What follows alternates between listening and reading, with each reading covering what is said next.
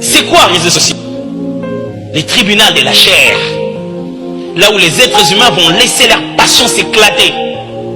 D'ailleurs, il a balancé ça sur le net. Balancer sur le net, c'est quoi? Accuser chez Dieu?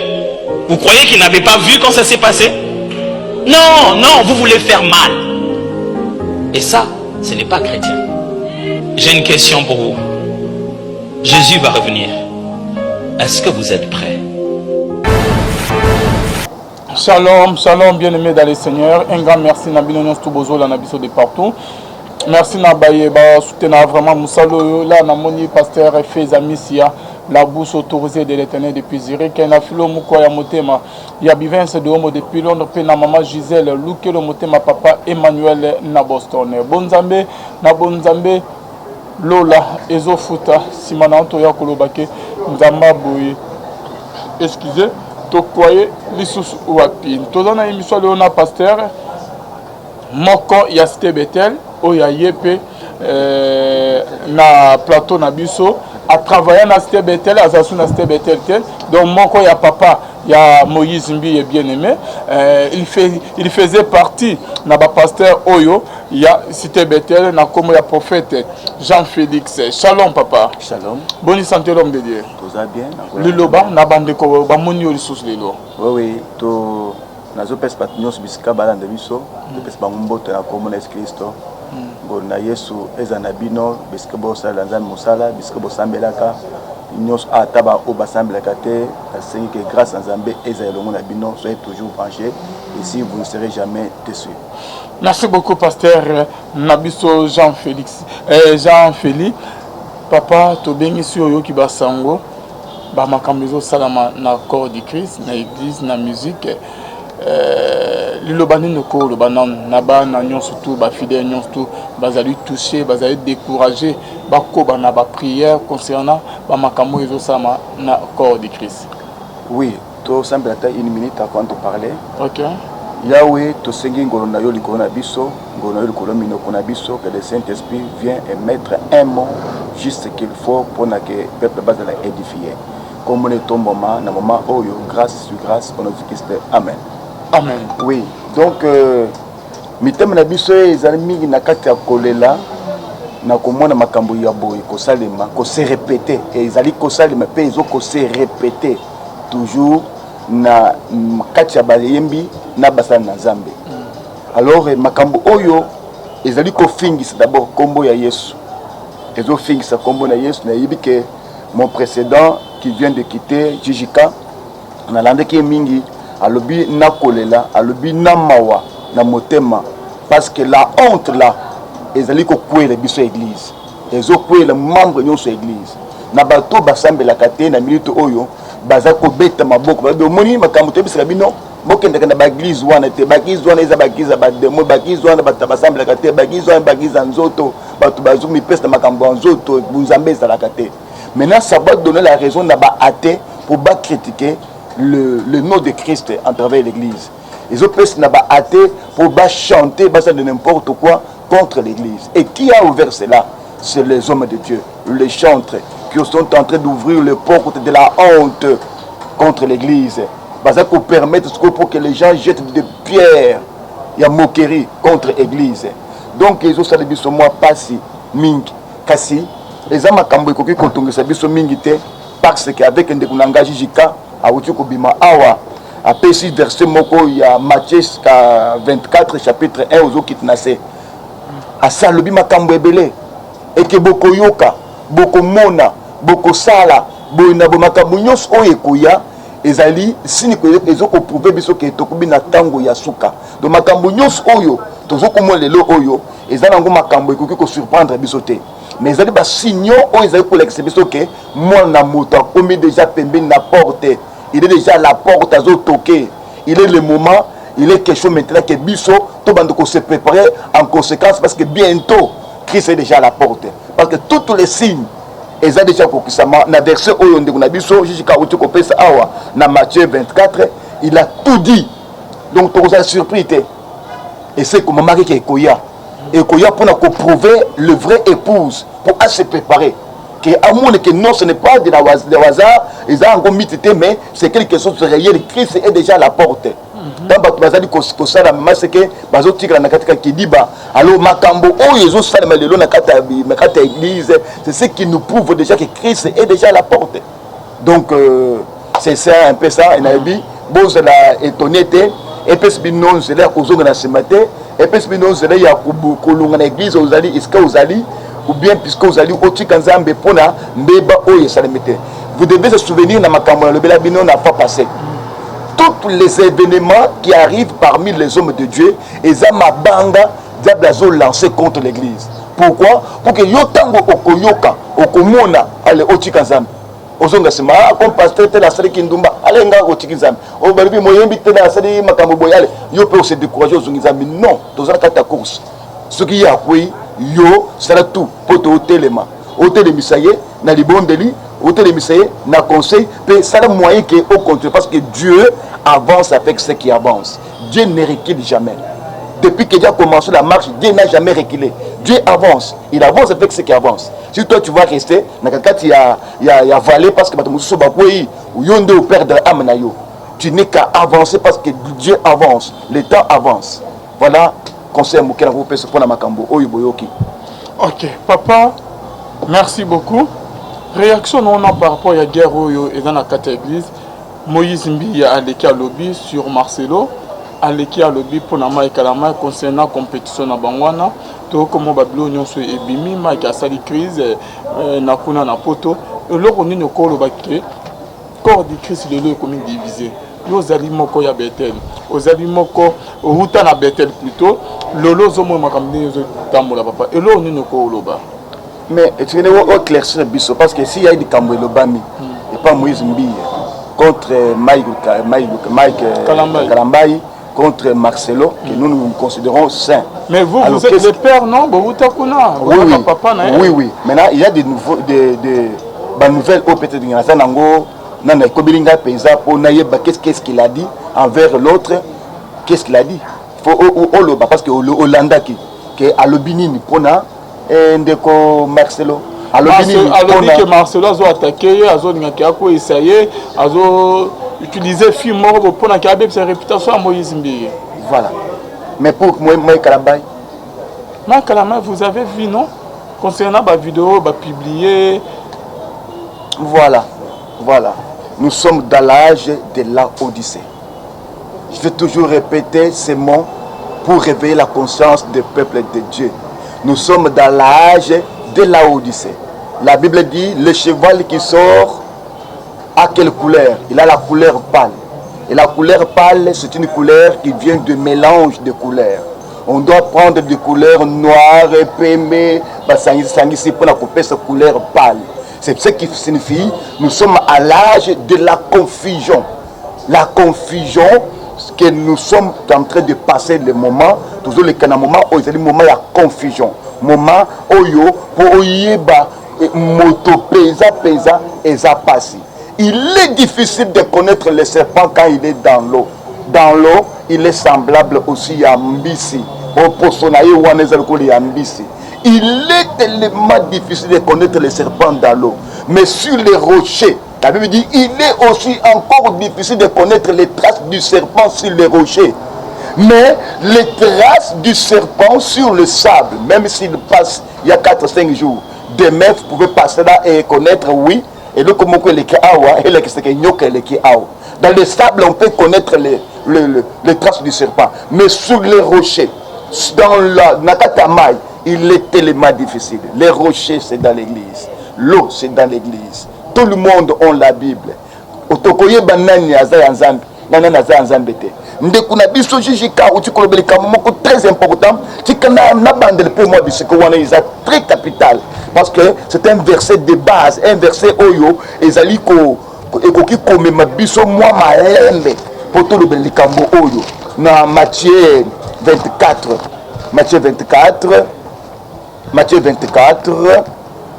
soko tokei moi malembe wana.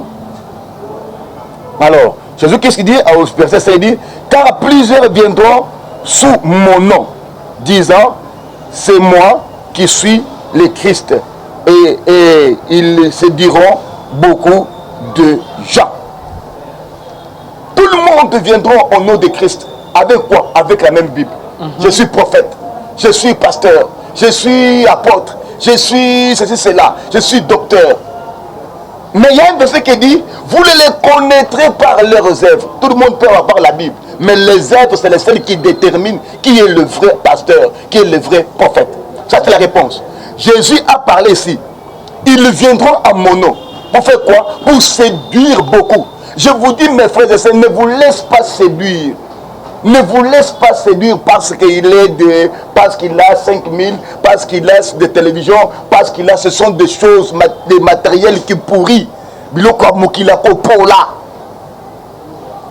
Donc, quelque part, Jésus avait déjà annoncé que beaucoup viendront avec la Bible, avec les mentons, comme pasteur, comme évangéliste au nom de Christ.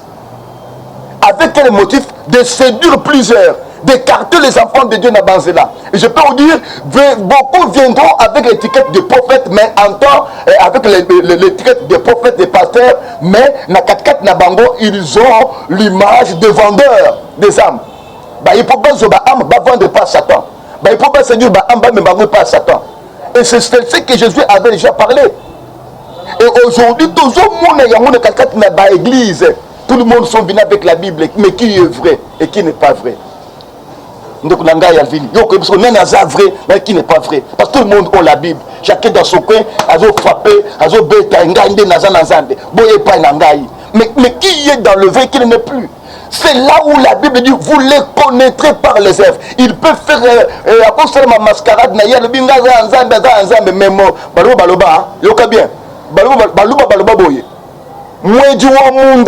katuwela mjilo moto ye mukela bala babulonda babali mwele munde ungani na ville kajibu mudi mwikere ni munda malaba nere kabidi munda. Qu'est-ce qu'il veut dire? Balobi ko baboy balobi boy moto azaka na diarrhée achaka yango mala moko te suka sala ko na tongo même na poko ko sala ngo lisusu nde ba ko sepanda yonde moto bebisaka wese tobandoke na wozo tozukuta wesa kobeba totule nani o na yebite nzoka dayo. Pourquoi? Parce que diarrhée ekoya kambala moko te ataba ko batama un jour ekoyeba nake oyo baza nzambe te.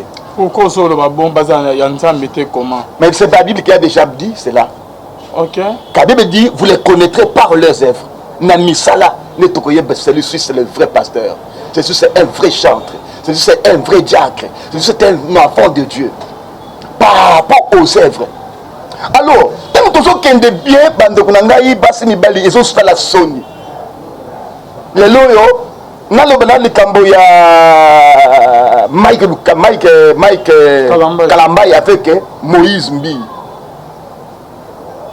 Nous avons jusqu'à Aoutukoloba ok. Beaucoup moté quand la verset où il y a Matthieu 24 na C1 abi beaucoup moté ça arrivera jusqu'au point que beaucoup monde ndeko akutala contre ndeko akutaïr ndeko. Et ce sont des œuvres qui se manifestent parmi les gens qui n'ont pas le Saint-Esprit, car celui qui a le Saint-Esprit ne peut pas trahir son frère. Quand nous déclarons les mêmes choses, même amour, même parole, même marche dans même sainteté, même vision, comment je vais te trahir? Parce que tu es au travers de ta obédience à Kondimananga. Makambo oyo ezaba bilembo oyo ko se manifester parmi les soi-disant frères. Sauf que dans la version on a dit le soi-disant frère, les soi-disant sœurs dans l'église. Bangonde ba ko sa na makambo oyo. Ya ko se trahir entre les mêmes. Ils ne peuvent pas se soutenir. Parce que les gens qui ont l'esprit de Dieu, ils doivent se soutenir. Na muni advigne na erreur na koya na ko soutenir ye pour parce que erreur wana se manifester. Na ko se tout pour épargner na kata erreur songolo na danger songolo. Parce que j'ai l'esprit de Dieu, esprit mon corps les salakati na yo. Alors, ce sont des œuvres qui se manifestent. D'abord, avec le verset de la Bible. Mike Kalambay, c'est un pasteur, chantre pasteur. Moïse Mbi, c'est un chantre pasteur. J'ai besoin de bango, na makomi. Et à partir de ma commis, yo bisque yo sali ndoko découvrir que baza banani. Tozi moi ma commis moko na kata Bible pour tout le bel likambo tali conduite à basa nanzambe. Est-ce que baza nanzambe? Est-ce que Mike Kalambay za musala nanzambe? Est-ce que Mike Kalambay, Mike Kalambay wan? Est-ce qu'il est pasteur? Bon, pour nous, Et il n'est plus pasteur. Ah, là, c'est vous qui le dites. Pasteur. Ah, le pasteur surnommé. Il ne vient pas de Dieu. Surnommé pasteur. Et les œuvres parlent. C'est les œuvres qui parlent. Ce n'est pas moi qui parle, c'est les œuvres qui parlent. Oh, mon frère. Celui qui est né de nouveau, chapitre 3. 1 Timothée chapitre 3. Sur le verset 1 aux autres qui tenaient. Mais tu vois, moi, commis Awa. 1 Timothée. Voilà. 1 Timothée chapitre 3. Total moi moké wana. To balancer à partir ma commis oyo pour ngana moni yango ndi nazo balancer na makomi oyo nde tamisage nazo tia Moïse mbi awa na zuini mai kalamba na chibango awa. Alors bino moko bolanda biso nde beaucoup définir baza ya nzambe to baza satana ba mipesa mikumba na bango moko soit eza mukumba za mapesa bango. Il dit, la Bible dit ceci. Mouton Kanda et Lobi, c'est le devoir des évêques et des diacres.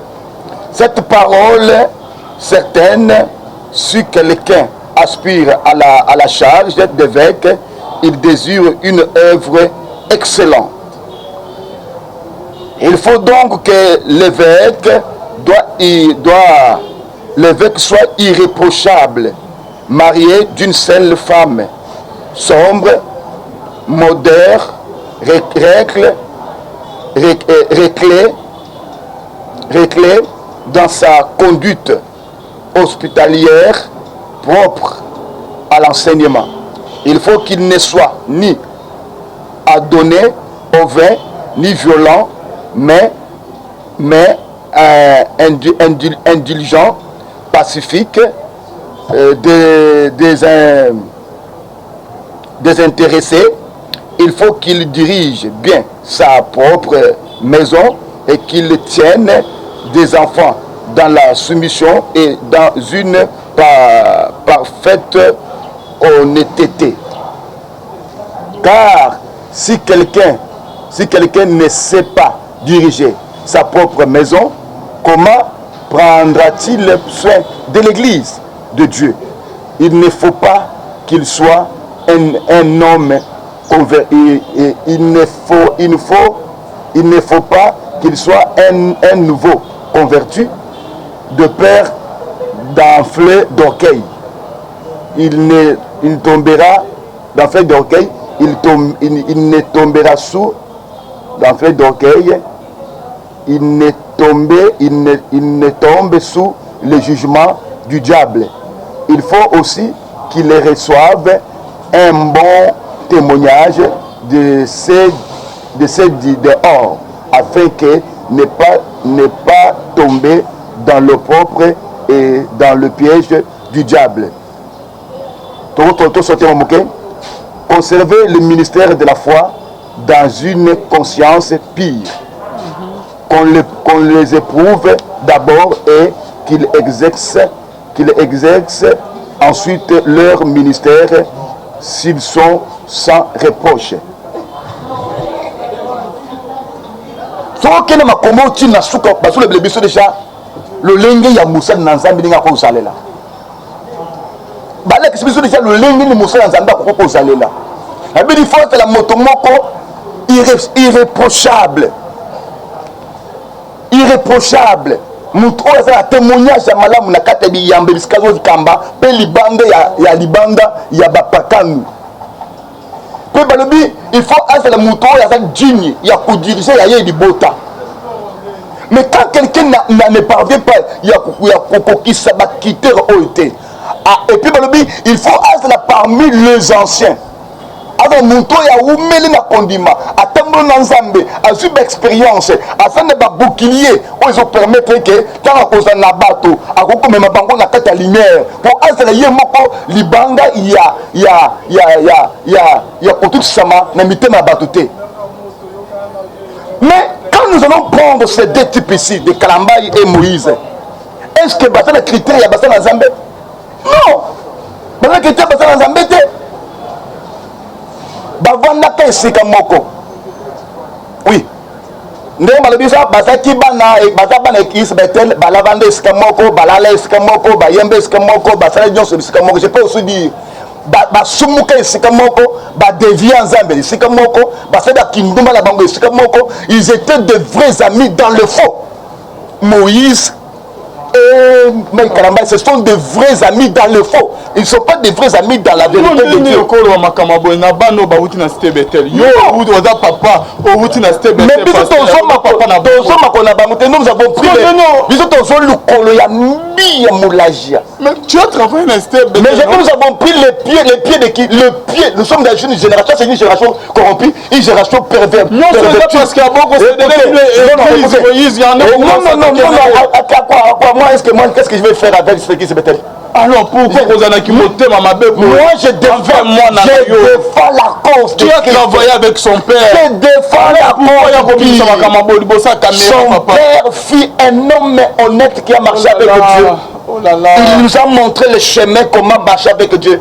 Dans la sainteté, dans la sanctification, avoir la peur, avoir vraiment dans l'attitude de la sainteté pour la vie éternelle. Et le fils? Mais oui, lui c'est un fils de carrément. Je peux dire un fils perverti de sens, perverti de...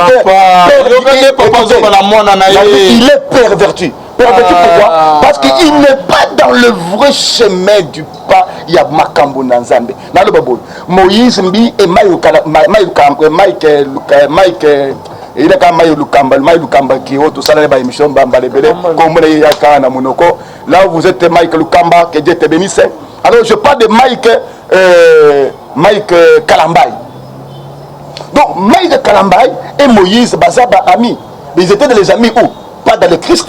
Les amis dans le monde là des païens.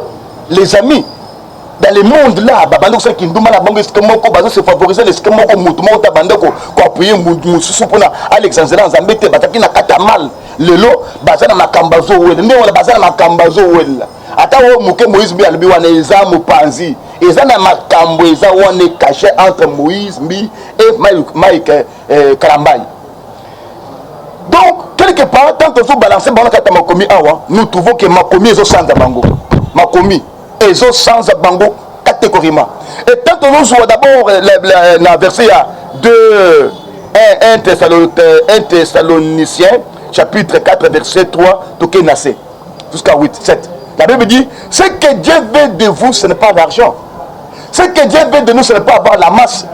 Ce que Dieu veut de nous ce n'est pas conquérir le monde. Non. Ce que Dieu veut de nous c'est notre sainteté.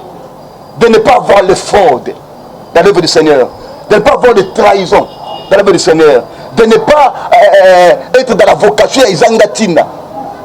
Ce que Dieu veut de nous et que nous conservons notre ministère, car nous ne sommes pas appelés à l'impurité, nous sommes appelés à la purité. Nous avons bien besoin de mindoter, mais ma cambo oh Moïse Mbi na ba na Mike Kalamba Basel. Eza mindoto ezali Bozambi. Mais yo papa pour nos benga bano conseiller bango zo ko non avant de conseiller ba bête to bête c'était avant que munganga koko zo aprisi munganga koko zo akisa ke ndiko la porte pamba te d'abord ako tel kutu mawati akiste ako kata so porte longulu ba to fina bendi mwana gangi etano mwana gangi potetikale pembe ndazukis bachacha ngana ya awa nasoka kisa bia bali ka mai ka mbai vraiment mwana zambe zambali misika yo ka Moïse Mbi nous ne sommes pas des flatteurs. Nous ne sommes pas des flatteurs, nous sommes là comme des lumières. Tout faut to bêta. Mais quel genre de longo la bapota. Na comme la conseil. Ça fait la honte du ministère. Ça fait la honte de l'église du réveil. Aujourd'hui, on va faire l'église du réveil. Il faut pas jouer de yango dans le monde. Dans le monde. Il ne faut pas décourager dans l'église. Beaucoup de croyants. La catholique. Tout le catholique est arrêté. Bon, les catholiques sont embêtés, ils ont pas de réveil. Mais quand on est tout le monde a un beauté. On est en bâtisse d'Abino. Et bien, pourquoi? Ça fait la honte de l'église. makambo oyo bango bazosala wana ezosala soni ezala bango eza bamusulmi na baklike na bango bo baza baklike moko boya bitumbelo bapaster bapesi bili ya bango epa ya bitumbelo bapesi bili na bango epa Satan pour avoir les moyens, pour avoir le succès. Il ne travaille pas pour que qui se soit élevé. Il ne travaille pas pour que qui doit devenir grand amitié là-bas dans un métier. Il travaille au nom de leur propre ventre, au nom de leur couloir. Balie bana, babete bama boko, bayembe la bango, oko falo fait-le zerabi non.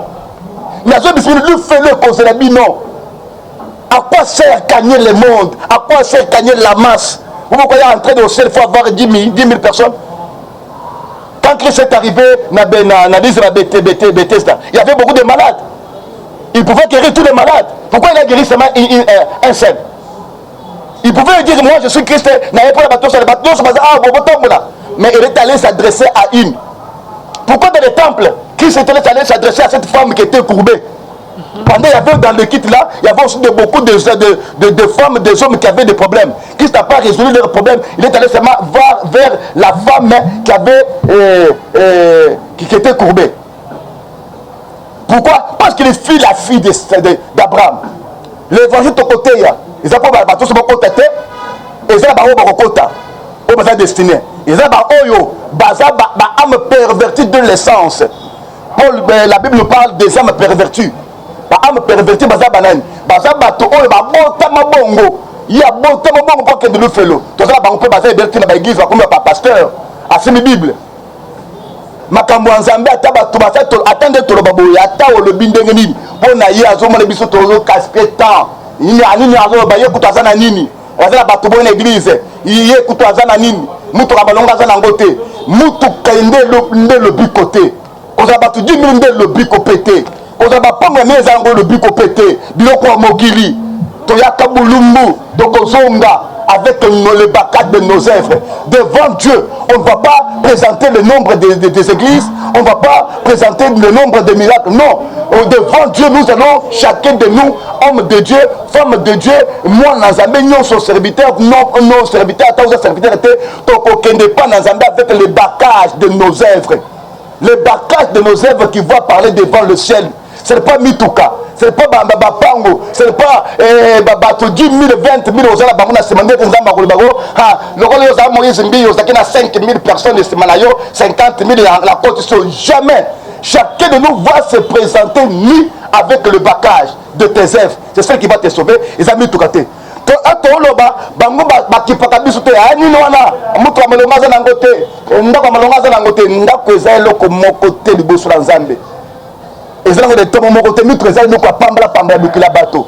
ne va pas présenter nos véhicules, jamais. On ne va pas présenter le nombre de 10 000 personnes, jamais. C'est nos œuvres qui vont crier devant le Seigneur. Ces jours-là, nos œuvres, tel que moi je parle là, ce n'est pas parce que je parle bon ou mal, non. Ce qui va me sauver, c'est mes œuvres, les bagages de mes œuvres devant Dieu, qui fera que Dieu se souvienne de moi. Mais lorsqu'on ne marche pas dans la crainte du Seigneur, on marche dans la Makambozangatina, le oil. Mais c'est pas dans Zambé n'a pas passé. Makamabo, so mon ba jeté. Moi, le comme il y a Moutakala pasteur, il y a moi ce quelque part. Bota kamote za le lenge diable comme comme malédiction dans kata mboka. Diable zo malédiction kata bana Zambé au coach ko tali au moni parce que ninga kablo ko bongo tali pour nous ngo ba tcheli yo na kata nani au tali au jeu malédiction. Diable zo ça pour construire bana Zambé. C'est ainsi par l'Éternel. Je vous annonce encore. Quand vous avez des biloko ya bongo bati na film parce que tant mutaka na ye tant nazo ça rapport na moi c'est côté la route l'exa personne en regardant tu t'attires des malédictions sans cause à ta binayo c'est que oye côté zouta le diable est en train de chercher comment vous maudire d'une manière là on bien vous comprendre. Alors on a les kambo oyo nous na tali ko beta c'était makasi. Ce que Dieu veut de nous, ce n'est pas babato belé, ce n'est pas koyemba ko sala il y a musique belé ba tozo betango la avec ba démon. Ngana mnameza musique, il y a musique ba tozo ngana ko soute pour la mine, pour que musique ngo avoir aya koyemba poti bunganga à celle ba magie na ye pour ce succès. Et puisque musique on les obétamba, c'est les démons qui dansent, c'est les démons qui descendent qui dansent, qui envoûtent les gens. Ce sont des choses que je vous dis, ce sont des vérités. Musique est belle, chrétien, musique est belle, il y a des musique chrétienne, il y a des musique ils ont fait ce qu'on vit, il y a des gens qui ont fait petit. À partir du monde des ténèbres, on a fait n'importe quoi. ezali pote azwa succès na ye akanye au nom de Christ et musique na ye on ta zo beta abetango sous l'inspiration ya ba démon asali ba succès sous l'inspiration ya ba démon et puisque musique zo beta ma yebe que des esprits démoniaques descendent parce que c'est chanter autour d'atmosphère démoniaque. Si David pouvait chanter et kuna ça il va démon ebimi si Paul et Silas nakata bloc ba yembi ba singe katani parce qu'il chantait dans l'inspiration de Dieu. Il chantait des cantiques qui donnaient la gloire à Dieu. Et les ambazo yamba yango et ba ange bazo qui te peut passer le musala. Il me semble moto a bête musique na ba geke, a bête musique na monde de ténèbres, na ba démon, a bi sema na ba se ba mabina bitumbelo, ba to so ba mabina ba Jackson ba sukina ni Michael Jackson ya kufa, bazo bête biloko bitumbelo. Ta bazo bête wan. Et ça ta musique malamu na matoye, mais ta bazo beta Tambazo beta ezali ba ange de ténèbres bazo kita. Donc tant muto zo beta musique na ye avant que le sa musique wana ake côté pa ba manganganga ke ko zo ba geke na ye ake ko zo ba esprit de la mer ake ko so ba bungange pa ba grand magicien pour avoir succès pour ayemba olongo na ba démon pour ba pe succès azo mbongo. Musique wana ce sont des musiques livrées déjà au Satan. Et tant que bazo beta en quelque part au commun ba demande bazo qui tente pour emporter via na kindumba na tuerie na ba désir démoniaque le lengi ba musique ba to monde à ténèbres o boyibi na mokila ba suka zo beta et c'est ka ba bilengi na biso tala le lobi bilengi no suba baby pour nini ba musique profane bazo beta mutakala para baso ba super blamba ba lati bazo beta tayi baso boye bobi ka fali abimisa mo modemo ko ya tayi baso ba lati ti mona ba ko lati ti sube to no so ba mo pazi akit se pantalon ti no so ya sema no so ma so no so polele azoke tazoke na kata barabara on dirait ça mo que le lenge ya bilamba lo felo yangunda bilamba bato ba kufwa bazongo pour la séduire génération va livrer génération n'est pas un monde de ténèbres là où musique c'est un monde de bête maka c'est le démon qui descend pour inspirer les gens bolingwa mokili makambo ezanga tele demain aussi na batnyonso bazo ya musique ya chrétien mais bako ko so ba kege bako ko so ba magie bako ko so côté n'importe quoi bako so ba côté wana yebe que musique na banga taza elengi na matoi kuma makoso kuma manzambo nzambe nyangona ya lola non. Musique à Bambousa est livrée par le diable. Et quand Bazo Betango, comme les églises déjà annoncé par le diable, Bessa ou Betango pour le diable, pour le diable, puisque Bazo Betango, c'est le démon descend. Il n'y a pas la conversion. Au Congo, il n'y a pas la conversion. Au Congo, il n'y a pas le Saint-Esprit qui descend pour convertir la vie à bateau. Au Congo, il n'y a que les sentiments démoniaques qui s'ajoutent à la vie à bateau. Donc, l'essentiel, ce n'est pas qu'on y ait Mamakasi, qu'on a bateau belé, non. Qu'on a mongo belé, non. L'essentiel, c'est quoi? La Bible dit dans le livre de 1 Timothée, chapitre 3, et le biquet, ce que Dieu veut de vous, c'est votre sainteté. Parce qu'il nous a, il conclut à 7e verset, dit, parce qu'il ne nous a pas appelés à l'impurité, mais nous a appelés à la purité. Comment tu vis dans le monde? Tu es une église, biloko monde et éthique bisoté. Biloko monde, tu es dans une église. C'est que nous on n'a pas eu le vrai conversion. Si bateau quelque part, n'attend bien pour bien dire Moïse Mbi et Mike Kalambay, Baza Basala Nzambe Zoto. Ils ne sont pas les nés de nouveau. Il faut pas Lukanzambe. Il faut pas se repentir. Il faut pas le Yesu. Matériel sérieux. Les diables vous trompent. Moïse Mbi, Mike Kalambay. Les diables vous trompent avec les succès. Les succès Zangatina. Biloko Kopola. Ngundezo Zelabino. Tu rendras compte. Namokele Nayo. Diable n'a que la binoté. Mais il est venu vous séduire. Pour me venir dans le monde one. Au nom, il y a Mbongo. Au nom, il y a Makambo Zangatina. Des couleurs éphémères. Des couleurs éphémères au Bozo Kolokawan. Si quand il y a bino. Comme je vous parle parce que je vous aime. Oui, Bolimbisa, Boto Sakala, mais Binoto na Masumu la binoté. Bopi mana Masumu. Ce qui est kate, la colère de Dieu sera avec vous. Et donc, ça la Sony. Ezo sala soni. Ya komona makambo ya boye na kati église. Ezo sala soni. Ya komona makambo ya boye na kati église. Lelo tozo mona ke basala na Nzambe bani ko zo so ya vie na bango mon côté. Nous voulons que les autres soient sauvés. Mais pendant que toi tu n'es pas sauvé. Écoutez, au côté bato bakolok matei koyiba te kosala beauté mutato aussi. Mais yo okozala marche pied ya baninga. Okozala escalier bato bakomatela bakei. Mais yo okokota te. On ne sert pas pour sauver seulement les autres. On sert pour se sauver. Car nous-mêmes d'abord on se sauver pour sauver les autres. D'ailleurs, comment tu peux sauver les autres dans nos ubiquités? Parce que le salut doit d'abord, le salut joue un rôle d'influence. Si moi j'ai le salut à moi doit influencer. C'est comme ça les choses se passent. Comment moi je ne suis pas délivré? Je peux délivrer quelqu'un qui est dans l'impudicité. Moi, je vais délivrer mon toyo dans le kota.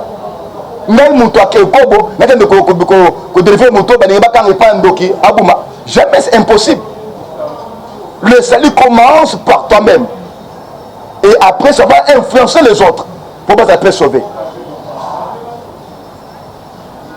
Tant que tu as commis autocommis, tu as commis à la lobby, ils ont sans Moïse Mbi, ils ont sans Mike Karambai, automatiquement. Et comme ma commis, on a eu sans Zibino. Boluka ndenzambe boluka midi à 14h ya kokangisa bato kuluka kwenda pake ya kokata likambo bukila bato kokata likambo nzambe te likambo zake ndenge bizawa na bosi bizala busika bozali boyoki bosimilier comme Ninive lorsqu'ils ont entendu parler de la part de Dieu par ya Moustakoli, commençant par le 1 numéro 1 ya Mboka. Il a créé une loi à même pour se repentir et Dieu sans tenir le temps d'ignorance, il appelle tout le monde à la repentance. Attends, vous savez que j'ai montré dans Nzambe. Attends, il y a un biscuit aux alliés.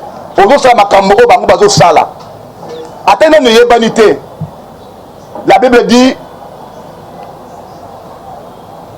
les jugements des autres sont déjà connus et leur condamnation.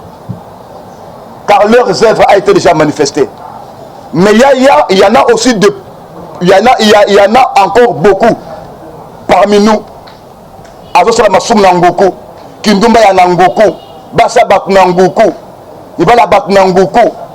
Aza prophétesse mais wana bala basi bala bak la église parce que aza maman mukame, maman apôtre, maman prophétesse, ye wana ba jeune église, ba papa église azozo bango mibali na ye. Ye wana apôtre papa pasteur, ye wana bala basa église na basa bato. Hein? Tikene bisayo.